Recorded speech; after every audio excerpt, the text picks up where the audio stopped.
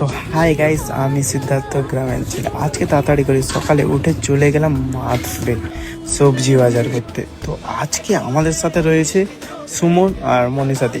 আজকে আমরা দুজন মিলে সবজি বাজার করব মাধপুরে।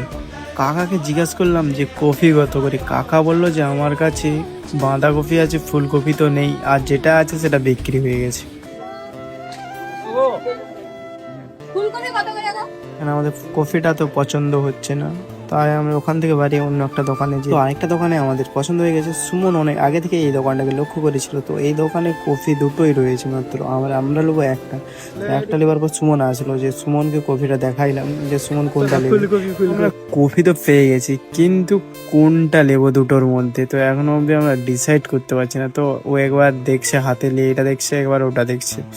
তো অনেকবারই দেখতেই রয়েছে। একবার ও বলতেছে যে এটা নেবো, সে বলতেছে যে এটা নেবো। অনেক কিছু ভাবার পর তো আমরা একটা কফি চয়েস করলাম। কাকাকে বললাম যে কাকা এই কফিটা প্যাক করে দাও।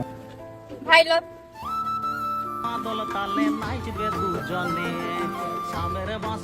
তো আমাদের কফিটা তো কিনাই হলো ফাইনালি। আর আমাদের এই কফি কেনার ভিডিওটা তোমাদের দিকে কেমন লেগেছে কমেন্টে বলবে। কাট মারবা দাদুকে দেখা যাবে।